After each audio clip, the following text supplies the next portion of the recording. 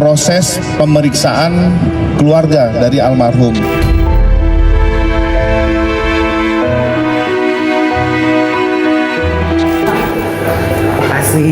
Ini udah diperiksa apa gimana? Sedikit aja. Ada berapa pertanyaan mungkin? Sedikit aja. Sudah.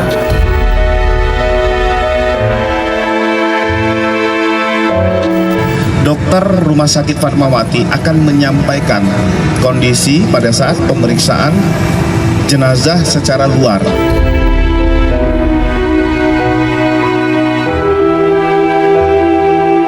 Kematian Lula Lahfa seharusnya menjadi akhir dari sebuah penderitaan panjang melawan penyakit. Sebuah kepergian yang diiringi doa dan keikhlasan.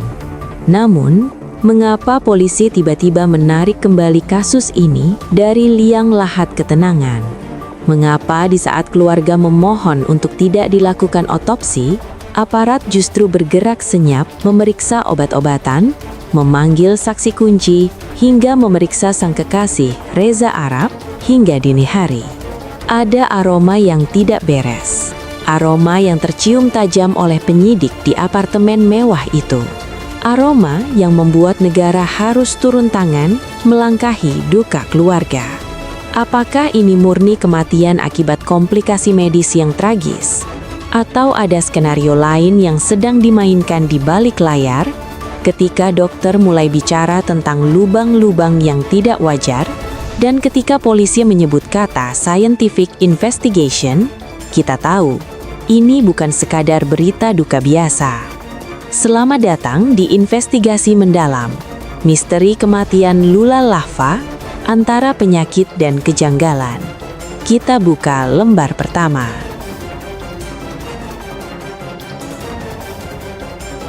Dunia hiburan tersentak. Kabar duka itu datang bagai petir di siang bolong, menyisakan duka nestapa yang perih bukan hanya bagi keluarga, tapi juga bagi jutaan penggemar yang selama ini mengikuti perjalanan hidup Lula Lahfa. Namun, di balik tirai duka yang tebal, sebuah misteri pelik mulai merayap naik ke permukaan, mengganggu ketenangan ruang publik dengan spekulasi liar yang tak terbendung. Awalnya, semua tampak seperti tragedi medis yang menyedihkan. Seorang selebgram muda, cantik dan berbakat, harus menyerah pada takdir setelah berjuang melawan penyakit. Namun, narasi kematian wajar itu perlahan retak ketika polisi mulai bergerak dengan langkah yang tidak biasa. Simpang siur informasi yang berhembus kencang memaksa aparat untuk turun tangan, bukan sekadar untuk melayat, tapi untuk meluruskan benang kusut yang mulai terurai. Tanda tanya besar pertama muncul dari apa yang ditemukan di tempat kejadian perkara, TKP. Apartemen Lula yang seharusnya menjadi tempat istirahat terakhirnya, kini berubah menjadi laboratorium penyelidikan. Polisi tidak datang dengan tangan kosong, dan mereka tidak pulang dengan tangan hampa. Sederet alat bukti diamankan, bukan hanya barang-barang pribadi, melainkan benda-benda yang bisa berbicara lebih jujur daripada manusia. Obat-obatan, dan surat rawat jalan rumah sakit. Mengapa surat rawat jalan menjadi penting? Mengapa obat-obatan itu disita? Dalam kasus kematian akibat penyakit, obat-obatan biasanya dianggap sebagai pendukung. Namun, dalam kacamata penyidik, obat bisa menjadi pedang bermata dua, penyembuh atau racun. Apakah dosisnya sesuai? Apakah ada interaksi obat yang fatal? Atau apakah ada obat lain yang tidak seharusnya ada di sana? Semua ini kini telah menjadi bagian integral dari penyelidikan polisi, disimpan rapat dalam kantong bukti yang dingin. Langkah polisi semakin agresif. Satu persatu saksi mulai dipanggil. Mereka bukan orang asing. Mereka adalah orang-orang yang berada di lingkaran terdekat Lula di saat-saat terakhirnya. Dan tentu saja, sorotan paling tajam mengarah pada satu sosok, Reza Arab Octavian. Sebagai kekasih, Reza adalah orang yang diharapkan paling tahu kondisi Lula. Namun kehadirannya di kantor polisi bukan sekadar kunjungan duka. Kemarin, Reza akhirnya hadir memenuhi panggilan penyidik. Informasi ini bukan gosip, melainkan fakta yang terkonfirmasi langsung dari pernyataan polisi kepada awak media melalui pesan singkat. Mari kita bedah durasi pemeriksaannya. Reza diperiksa tadi malam mulai pukul 23.00 WIB hingga pukul 03.45 WIB dini hari. Hampir 5 jam. 5 jam di ruangan interogasi, dicecar dengan 30 pertanyaan tajam. Bayangkan suasananya. Tengah malam, lampu neon kantor polisi yang berdengung, lelah fisik dan mental, dan pertanyaan demi pertanyaan yang menggali setiap detail. Kapan terakhir bertemu? Apa yang dibicarakan? Obat apa yang diminum? Wakasat Reskrim Polres Jakarta Selatan, Kompol Gwi Manggalayuda membenarkan intensitas pemeriksaan ini. Ini bukan obrolan santai, ini adalah penggalian fakta hukum. Apakah durasi dan intensitas ini masih terbilang penyelidikan normal untuk kasus kematian sakit? Atau justru polisi sudah mencium aroma dugaan pelanggaran hukum yang kuat? Penyidik tidak bekerja sendirian. Mereka menggunakan metode yang disebut scientific investigation. Ini bukan tebak-tebakan, ini adalah penyelidikan berbasis sains. Mereka mengandalkan bukti forensik, analisis laboratorium, dan keterangan ahli. Polisi menegaskan bahwa mereka akan memaksimalkan fakta-fakta yang ada dengan pendekatan ilmiah ini. Artinya tidak ada ruang untuk alibi palsu atau kesaksian bohong. Jejak kimia di tubuh, jejak digital di ponsel, dan jejak waktu di CCTV akan mengungkapkan kebenaran yang sesungguhnya. Di sisi lain, publik melihat manuver polisi ini dengan perasaan campur aduk. Ada yang mendukung demi keadilan, ada yang merasa kasihan pada keluarga yang belum kering air matanya. Namun polisi punya tugas negara, seperti yang diungkapkan dalam narasi. Satu kematian yang kemudian dipersangkakan oleh pihak polisi bahwasanya ada kejanggalan, tentunya ini akan diproses. Hukum tidak mengenal kompromi, bahkan pada duka sekalipun. Keluarga yang awalnya mungkin mengira ini adalah akhir, kini harus bersiap menghadapi babak baru yang melelahkan. Penolakan mereka untuk autopsi, sebuah reaksi wajar dari keluarga yang berduka, kini berbenturan dengan kewenangan negara. Narasi menyebutkan, keluarga menolak sampai batas bahwasanya ini menjadi proses hukum, keluarga sudah nggak bisa ngolak lagi. Kalimat ini mengiratkan adanya tarik ulur yang tegang. Batas itu telah dilanggar. Ketika kecurigaan polisi berubah menjadi proses hukum, hak keluarga untuk menolak perlahan gugur demi kepentingan keadilan yang lebih besar. Babak pertama ini meninggalkan kita dengan cliffhanger yang menggelisahkan.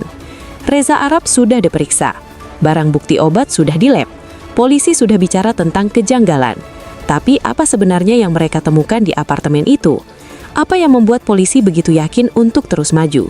Dan siapakah 7 saksi lain yang memegang kunci rahasia malam terakhir Lula? Kita akan menyelami lebih dalam ke dalam apartemen itu, menemui saksi-saksi mata yang pertama kali menemukan tubuh kaku sang bintang, dan mendengar suara para ahli yang mungkin akan mengubah arah kasus ini selamanya. Pintu apartemen itu mungkin tertutup bagi publik. Namun bagi penyidik Polres Metro Jakarta Selatan, pintu itu adalah gerbong menuju jawaban. Di balik kemewahan hunian vertikal tersebut, tersimpan rekaman bisu detik-detik terakhir Lula Lava. Dan kini, polisi tidak lagi bergerak dalam bayang-bayang. Mereka telah menetapkan target operasi penggalian informasi yang masif, 7 orang saksi. Siapakah mereka? Mengapa kesaksian mereka begitu vital hingga mampu menentukan arah jarum kompas penyidikan ini? Berdasarkan rilis resmi kepolisian, 7 orang ini bukanlah orang sembarangan. Mereka adalah saksi mata pertama. Mereka adalah orang-orang yang mengetahui kejadian secara langsung atau setidaknya merasakan atmosfer apartemen sesaat sebelum atau sesudah nyawa Lula melayang. Polisi merinci komposisi saksi ini dengan jelas. Asisten pribadi, sopir, asisten rumah tangga, dan petugas keamanan atau security. Mari kita bedah peran mereka satu persatu dalam konstruksi kasus ini. ART dan asisten adalah orang yang paling memahami ritme hidup Lula. Mereka tahu kapan Lula bangun, apa yang dimakan, obat apa yang diminum, dan siapa saja yang datang bertamu. Jika ada perubahan perilaku atau keluhan sakit yang tidak biasa, merekalah yang pertama kali mendengarnya. Driver, saksi yang memegang kendali mobilitas. Kemana Lula pergi terakhir kali? Apakah dia sempat mampir ke apotek atau ke rumah sakit? Keterangan sopir bisa merekonstruksi jejak perjalanan korban sebelum ajal menjemput. dan security, penjaga gerbang benteng apartemen. Kesaksiannya divalidasi oleh log buku tamu dan rekaman CCTV lobi. Siapa yang naik ke unit Lula di jam-jam krusial? Adakah tamu tak diundang? Atau justru adakah seseorang yang keluar tergesa-gesa saat orang lain belum menyadari adanya kematian? Pemeriksaan maraton terhadap ketujuh orang ini dilakukan dengan satu tujuan, mencari kesesuaian. Polisi akan mencocokkan keterangan ART dengan asisten, keterangan driver dengan security. Jika ada satu saja celah kebohongan atau ketidakcocokan waktu, timestamp, maka disitulah letak kejanggalan yang selama ini dicurigai polisi. Namun, manusia bisa berbohong, lupa atau salah ingat. Oleh karena itu, penyidik tidak hanya mengandalkan lidah manusia. Mereka beralih pada sesuatu yang lebih eksak, lebih dingin, dan tak terbantahkan. Science. Di TKP, tim Inavis dan penyidik tidak hanya memotret posisi jenazah. Mereka menyapu bersih setiap sudut ruangan. Hasilnya, beberapa barang bukti diamankan. Polisi menyatakan dengan tegas, penyidik juga melakukan kunci laboratoris terhadap beberapa barang bukti yang ditemukan di TKP. Barang bukti apa saja? Meski polisi belum merinci, dalam kasus kematian yang melibatkan riwayat penyakit dan obat-obatan, fokus utama biasanya adalah sisa makanan, minuman, muntahan jika ada, dan tentu saja sisa obat-obatan yang ada di nakas atau meja rias. Barang-barang ini sekarang sudah tidak lagi berada di apartemen. Mereka telah berpindah tempat. Sekarang barang bukti tersebut dikirimkan ke laboratorium forensik, ujar perwakilan kepolisian. Di dalam laboratorium yang steril itu, ahli kimia dan toksikologi sedang bekerja. Mereka membedah molekul, mencari residu racun, overdosis obat, atau zat asing yang seharusnya tidak ada di dalam tubuh manusia. Inilah yang disebut scientific investigation. Jika hasil lab menunjukkan adanya zat letal yang tidak sesuai dengan resep dokter, maka narasi kematian wajar akibat sakit akan runtuh seketika, berganti menjadi investigasi pidana yang serius. Polisi menyadari besarnya atensi publik terhadap hasil lab ini. Namun, sains butuh waktu. Kami mohon waktu, mohon bersabar, nanti lengkapnya update akan disampaikan. Kami juga menunggu dari Polres Jaksel bagaimana temuan faktanya, ujar juru bicara kepolisian. Mereka berjanji akan menyampaikannya secara komprehensif setelah semua potongan puzzle terkumpul lengkap. Mereka tidak ingin gegabah merilis info setengah matang yang bisa memicu kegaduhan. Dan bicara soal kegaduhan, di tengah proses penyidikan yang tegang ini, suara dari pihak keluarga atau kerabat dekat Lula akhirnya terdengar. Sebuah suara yang penuh duka, namun juga menyiratkan kekesalan terhadap liarnya gosip di luar sana. Dalam sebuah wawancara singkat di tengah suasana duka, seorang pria, diduga kerabat atau kekasih, memberikan pernyataan yang menohok. Wajahnya lelah, matanya menyiratkan kesedihan mendalam. Ya sudah, tahu belum infonya? Belum tahu. Punten banget ini mas, lagi berduka sumpah. Punten, ujarnya menolak wawancara panjang. Dia butuh ruang, dia butuh privasi. Namun dia menitipkan satu pesan penting kepada media dan netizen. Saya harap juga rekan-rekan tidak memberikan misinformasi kepada masyarakat, sehingga menimbulkan asumsi-asumsi yang akan nanti menimbulkan perspektif negatif. Pesan ini sangat kuat. Di satu sisi, ada polisi yang mencurigai kejanggalan. Di sisi lain, ada keluarga yang merasa duka mereka dinodai oleh asumsi liar publik, mungkin asumsi tentang pembunuhan, malpraktik, atau gaya hidup. Kita tetap kembali kepada tempat kejadian perkara. Di situ kita bisa mengungkap apa yang sebenarnya terjadi, tambahnya. Ini seolah menjadi tantangan balik. Biarkan TKP yang bicara, biarkan bukti yang bicara. Jangan biarkan asumsi liar mendahului fakta hukum. Kini kita berada di titik tunggu yang menyiksa. 7 saksi sedang diperas ingatannya. Laboratorium forensik sedang membedah bukti mikroskopis. Dan keluarga sedang bertarung melawan duka serta gosip miring. Semua mata kini tertuju pada hasil lab forensik. Apakah lab itu akan mengonfirmasi riwayat penyakit Lula sebagai penyebab tunggal? Atau akankah mikroskop menemukan sesuatu yang tersembunyi? Sesuatu yang luput dari pandangan mata telanjang, namun mampu mencabut nyawa? Dan yang lebih penting, bagaimana tanggapan ahli hukum melihat manuver polisi yang berani melawan keinginan keluarga untuk menutup kasus ini? Di bab selanjutnya, kita akan mendengar analisis tajam dari seorang praktisi hukum yang melihat ada sesuatu yang jauh lebih besar di balik prosedur otopsi yang dipaksakan negara. Di tengah bergulirnya roda penyidikan yang semakin cepat, muncul sebuah dilema moral dan hukum yang membelah opini publik. Di satu sisi, kita melihat potret sebuah keluarga yang hancur.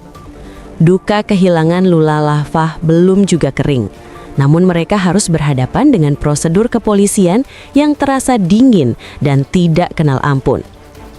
Narasi yang beredar menyebutkan bahwa keluarga telah berusaha menutup pintu rapat-rapat. Mereka ingin Lula beristirahat dengan tenang. Bahkan, terungkap fakta bahwa keluarga sempat membuat pernyataan tertulis untuk menolak adanya proses autopsi. Bagi mereka, tubuh almarhumah adalah sakral, dan membedahnya kembali adalah sebuah rasa sakit tambahan yang tak tertahankan. Tapi di sisi lain, ada raksasa bernama negara. Langkah pasti pihak kepolisian dalam menyingkap tabir kematian Lula memicu perdebatan panas. Apakah polisi tidak punya hati? Apakah mereka melanggar hak keluarga? Untuk menjawab kegelisahan ini, pandangan seorang praktisi hukum senior, Deolipa Yumara, menjadi sangat krusial. Deolipa hadir bukan untuk menghakimi perasaan keluarga, melainkan untuk mendudukan perkara ini pada koridor hukum yang sebenarnya berlaku di Republik Indonesia. Penjelasannya membuka mata kita bahwa dalam kasus kematian yang mencurigakan, air mata tidak bisa menghentikan undang-undang. Jadi, kalau satu kematian yang kemudian dipersangkakan oleh pihak kepolisian bahwasanya ada kejanggalan, tentunya ini akan diproses, ujar Deolipa dengan nada tegas. Ini adalah fondasi utamanya. Kunci dari segala tindakan polisi adalah satu kata, kejanggalan.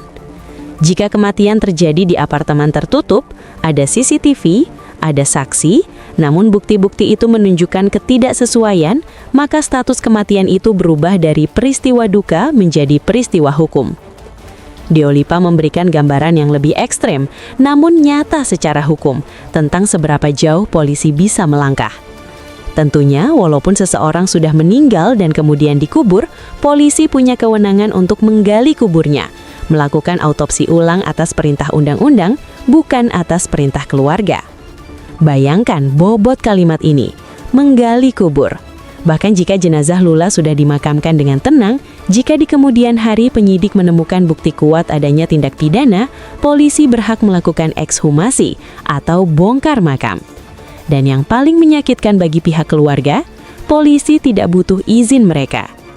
Memang biasanya keluarga itu tidak mau diautopsi. Deolipa mengakui realitas sosial itu. Tapi kalau ditemukan adanya kejanggalan kematiannya, penyebabnya masih berkemungkinan ada pidananya, tentunya pihak polisi bisa melakukan penyidikan. Mengapa negara begitu ikut campur? Bukankah Lula adalah anak dari orang tuanya? Bukankah dia milik keluarganya? Disinilah Deolipa memberikan perspektif kebangsaan yang sering kita lupakan. Lula Lafah sebelum dia menjadi seorang anak, seorang kekasih, atau seorang selebgram, dia adalah seorang warga negara Indonesia. Karena ini persoalannya adalah bukan persoalan terkait dengan keluarga, tapi terkait dengan warga negara. Begitu, jelas Deolipa. Negara punya kontrak sosial dengan setiap warganya. Negara wajib melindungi nyawa warganya.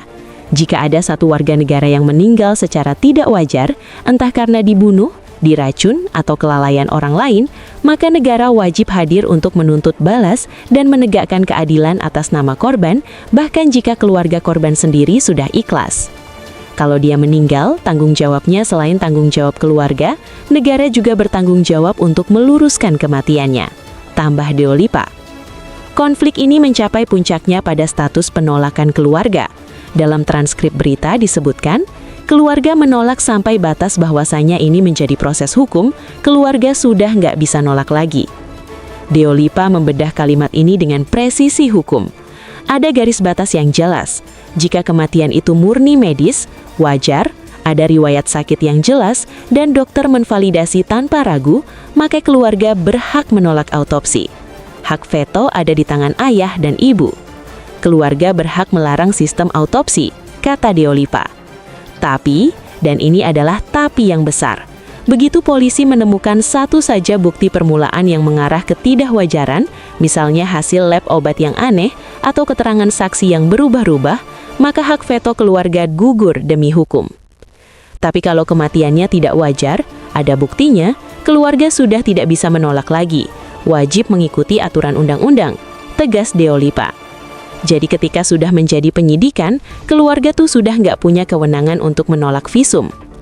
Ini adalah pil pahit yang harus ditelan. Polisi saat ini sedang melakukan yang disebut scientific investigation. Mereka sedang mengumpulkan bukti permulaan itu. Jika bukti itu cukup, maka surat penolakan autopsi yang dibuat keluarga dengan derayan air mata itu, di mata hukum, hanyalah secerik kertas yang tidak bisa menghalangi pisau bedah forensik. Situasi ini menempatkan kita pada posisi penonton yang dilematis. Kita bersimpati pada keluarga yang ingin kedamaian, namun logika kita membenarkan tindakan polisi yang mengejar kebenaran. Karena sejarah mencatat banyak kasus pembunuhan yang nyaris tertutup rapat dengan dalih serangan jantung atau sakit mendadak, namun terbongkar berkat kegigihan polisi yang berani melawan arus penolakan keluarga. Deolipa menutup pandangannya dengan mengingatkan bahwa polisi bekerja bukan berdasarkan asumsi, melainkan kewenangan undang-undang. Polisi berdasarkan kewenangannya, berdasarkan undang-undang, berdasarkan bahwasannya dia seorang warga negara Indonesia, melakukan penyelidikan dan penyidikan. Dan di dalam itu ada yang namanya salah satunya adalah autopsi. Kini pertanyaan besarnya bukan lagi apakah keluarga mengizinkan, melainkan apakah polisi menemukan bukti ketidakwajahan itu? Jika jawabannya ya, maka tidak ada yang bisa menghentikan proses ini. Lantas apa sebenarnya definisi kematian tidak wajar itu? Apakah hanya sebatas luka fisik? Bagaimana dengan racun yang tidak terlihat? Atau penyakit yang diperparah dengan sengaja? Di bab selanjutnya, kita akan masuk ke wilayah yang lebih teknis dan mengerikan. Deolipa Yumara akan menjelaskan ciri-ciri kematian tidak wajar yang bisa dilihat oleh mata ahli, dan kita akan membedah kondisi kesehatan terakhir Lula. Riwayat penyakit berat yang mungkin menjadi alibi perfect atau justru petunjuk emas bagi penyidik. Kata tidak wajar terus bergema di lorong-lorong rumah sakit dan kantor polisi. Tapi bagi orang awam, apa sebenarnya yang dimaksud dengan kematian tidak wajar? Apakah harus ada darah? Apakah harus ada senjata? Deolipa Yumara dengan pengalaman hukumnya, memberikan pencerahan yang mengerikan, namun penting. Kematian tidak wajar seringkali tidak terlihat oleh mata telanjang kita yang awam. Ia bersembunyi di balik kulit, di dalam organ, atau dalam tanda-tanda mikroskopis yang hanya bisa dibaca oleh para ahli. Ya, misalnya ada lebam, ada sesuatu yang secara ilmu kedokteran dianggap tidak wajar, ungkap Deolipa. Lebam mayat. Ini adalah petunjuk klasik. Namun, Deolipa menegaskan bahwa bukan pengacara atau keluarga yang bisa memvonis kejanggalan ini, melainkan mata terlatih dari dokter forensik dan tim Inafis kepolisian. Merekalah yang tahu bahasanya. Merekalah yang mengerti perbedaan antara lebam karena gravitasi darah setelah kematian atau lebam akibat benturan benda tumpul sebelum kematian. Dokter forensik itu tahu apakah kematiannya wajar, apa kematiannya tidak wajar. Inafis itu kan mereka tahu itu mana wajar, mana tidak wajar. Tambah Deolipa. Inilah alasan mengapa polisi bisa bergerak cepat membuka penyelidikan bahkan tanpa visum lengkap di awal. Cukup dengan pemeriksaan tingkat pertama, sekilas pandang dari dokter yang hadir di TKP, itu sudah cukup menjadi tiket masuk bagi polisi untuk menyelidiki dugaan pidana. Dokter dengan melihat sebentar aja bisa membuktikan oh ini kematiannya tidak wajar. Jelas Deolipa. Lalu bagaimana dengan Lula Lahva? Jika tidak ada tanda kekerasan yang nyata, mengapa polisi tetap curiga? Jawabannya mungkin tersembunyi dalam kerumitan riwayat kesehatan Lula sendiri. Tubuh sang bintang ternyata menyimpan medan perang penyakit yang ganas. Di penghujung hayatnya, kondisi kesehatan almarhumah memang tidak baik-baik saja. Transkrip medis dan kesaksian kerabat mengungkap bahwa Lula berjuang menghadapi sederet penyakit berat yang menyerang silih berganti. Daftarnya cukup panjang dan menyakitkan untuk wanita seusianya. Infeksi saluran kemih, batu ginjal, peradangan hingga pembengkakan usus. Belum lagi musuh lamanya yang sering diremehkan banyak orang namun mematikan, gangguan lambung alias GERD. Pada momen pergantian tahun 2026, hanya beberapa minggu sebelum kematiannya, Lula bahkan harus dilarikan ke rumah sakit. Dia dirawat intensif. Di masa-masa sulit itulah, romansa antara Lula dan Reza Arab menjadi sorotan yang mengharukan.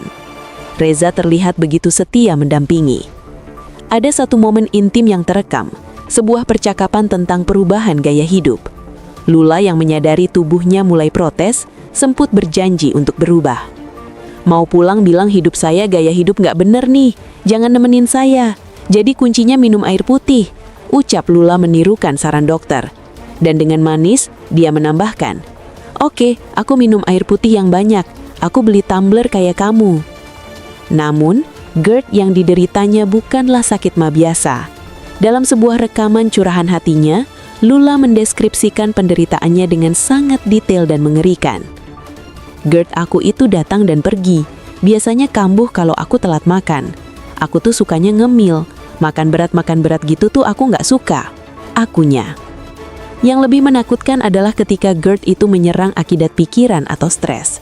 Gejalanya menyerupai serangan jantung. Kalau GERD gara-gara pikiran, aku tuh sesek nafas yang chest burn atau dada terbakar, berasa sampai ke leher. Tangan aku tuh sampai kaku, bisa kayak gini doang, ucap Lula memperagakan tangannya yang kram. Deskripsi sesak nafas, dada terbakar, dan tangan kaku ini menjadi sangat relevan dengan kondisi penemuan jenazahnya. Apakah serangan ini yang merenggut nyawanya di apartemen sunyi itu? Reza Arab dalam kesaksiannya memberikan gambaran tentang jam-jam terakhir yang krusial. Dia menyebutkan bahwa meski sakit, Lula sempat terlihat membaik. Jadi walaupun sakit, tapi dia masih nunjukin sehat ke kita, kata Reza Arab. Namun malam sebelum kejadian, malam keramat itu, Lula menghubungi Reza. Jam menunjukkan pukul 10 malam. Ketakutan itu datang lagi.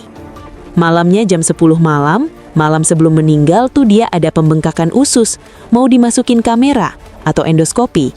Terus saya bilang tenang aja, nggak usah takut. Kenang Reza dengan nada penyesalan. Lula takut dioperasi. Lula cemas. Dan Reza yang berusaha menenangkan kekasihnya dengan kalimat sederhana. "Gua udah zikir aja." Siapa tangka, itu adalah percakapan terakhir tentang rasa sakit. Kalimat penenang zikir aja menjadi nasihat terakhir. Karena keesokan harinya, ketakutan Lula akan operasi usus tidak lagi relevan. Tubuhnya telah menyerah. Tapi ternyata besoknya juga udah nggak ada. Tutup Reza lirih. Disinilah letak simpul mati kasus ini. Apakah kematian ini murni akibat komplikasi pembengkakan usus dan GERD akut yang menyerang di saat tidur? Ataukah ada faktor lain yang memicu serangan fatal itu? Kombinasi obat-obatan untuk ginjal, lambung, dan usus jika tidak dikelola dengan baik bisa menjadi racun. Polisi kini memegang kunci jawabannya di laboratorium. Apakah sesak nafas dan tangan kaku yang dialami Lula murni gejala penyakit atau ada zat asing yang memaksanya berhenti bernafas? Penyakit Lula adalah fakta, tapi apakah penyakit itu adalah penyebab kematian atau sekedar latar belakang? Perbedaannya sangat tipis, dan tugas polisilah yang memastikannya. Di bab terakhir, kita akan menyimpulkan semua temuan ini. Kita akan melihat bagaimana polisi merajut fakta dari obat-obatan, kesaksian Reza tentang malam terakhir, dan analisis forensik menjadi satu kesimpulan final. Apakah kasus ini akan berakhir sebagai tragedi medis, ataukah ada tersangka yang harus bertanggung jawab atas kelalaian yang merenggut nyawa sang bintang? Penyelidikan kasus kematian Lula Lahfah kini telah mencapai fase paling krusial. Ini bukan lagi tentang asumsi netizen atau air mata keluarga, melainkan tentang satu pertanyaan hukum yang dingin. Apakah ada peristiwa pidana? Pihak kepolisian Jakarta Selatan melalui Wakasat Reskrim telah menegaskan komitmen mereka. Mereka tidak bekerja menggunakan firasat, melainkan menggunakan metode yang disebut scientific investigation. Ini adalah penyelidikan berbasis sains yang tidak bisa dibohongi. Setiap miligram obat di dalam darah, setiap detik rekaman CCTV, dan setiap keterangan saksi diuji silang dengan akurasi matematika. Kita maksimalkan dengan berdasarkan fakta-fakta yang ada. Kita menggunakan scientific investigation, tegas kepolisian. Di fase akhir ini, polisi tidak lagi berdiri sendiri. Mereka menggandeng hakim sains, yaitu ahli. Keterangan ahli, baik itu dokter forensik, ahli toksikologi, maupun ahli pidana, menjadi penentu segalanya. Polisi menegaskan, tentunya dalam hal ini juga kami meminta keterangan ahli, sehingga bukan pandangan dari kepolisian, tentunya ahli nanti yang berkompeten di bidangnya yang akan menyampaikan. Inilah momen yang paling mendebarkan. Ahli akan membedah hasil laboratorium yang telah dikirim sebelumnya. Deolipa Yumara memberikan gambaran skenario yang mungkin terjadi di balik pintu tertutup ruang penyidik. Ada 2 jalan yang bisa diambil kasus ini, dan keduanya memiliki konsekuensi yang jauh berbeda. Skenario pertama, kematian wajar. Jika ahli menyatakan bahwa kombinasi obat-obatan yang ditemukan di TKP dan di dalam tubuh Lula sesuai dengan resep dokter untuk penyakit GERD dan batu ginjalnya, dan tidak ada tanda-tanda eksternal yang mencurigakan, maka kasus ini akan ditutup. Polisi akan menyatakan ini sebagai musibah medis. Skenario kedua, kematian tidak wajar. Inilah plot twist yang ditakuti. Deolipa menjelaskan, kalau dokter bilang ini kematiannya tidak wajar, ada sesuatu yang diakibatkan oleh minumnya atau makannya tertentu, baru diserahkan kepada polisi. Jika skenario kedua ini yang terjadi, polisi harus memecahkan teka-teki berikutnya. Motifnya. Apakah ketidakwajaran ini terjadi karena kesengajaan, niat jahat untuk menghilangkan nyawa? Atau apakah ini terjadi karena ketidaksengajaan, kelalaian? Kelalaian bisa terjadi dalam banyak bentuk. Salah memberikan dosis obat, terlambat membawa ke rumah sakit saat korban kritis, atau membiarkan korban dalam kondisi bahaya tanpa pertolongan. Deolipa mengingatkan, apakah karena kesengajaan atau karena ketidaksengajaan, polisi menyelidiki itu. Saat ini bola panas ada di tangan penyidik. Mereka sedang merangkai fakta-fakta terakhir. Kami mohon waktu untuk membulatkan fakta-fakta, ujar polisi. Mereka sangat berhati-hati. Menetapkan tersangka tanpa bukti kuat adalah fatal, namun membiarkan kematian tak wajar berlalu begitu saja adalah dosa jabatan. Reza Arab yang telah diperiksa selama berjam-jam, kini juga menunggu dengan cemas. Statusnya sebagai saksi bisa berubah kapan saja tergantung dari hasil scientific investigation ini. Apakah dia hanya seorang kekasih yang berduka, atau seseorang yang dianggap lalai dalam mengawasi kondisi pasangannya? Satu hal yang pasti, polisi menjanjikan transparansi. Nanti akan kami sampaikan secara komprehensif di kesempatan selanjutnya, janji kepolisian. Penyelidikan ini mengajarkan kita bahwa kematian seorang figur publik bukan hanya urusan privat. Ketika negara mencium aroma kejanggalan, tembok privasi akan runtuh demi tegaknya keadilan. Apakah Lula Lahfah pergi karena tubuhnya menyerah pada penyakit, atau karena ada tangan manusia yang membantu proses itu? Jawabannya kini hanya tinggal menunggu ketukan palu dari hasil laboratorium.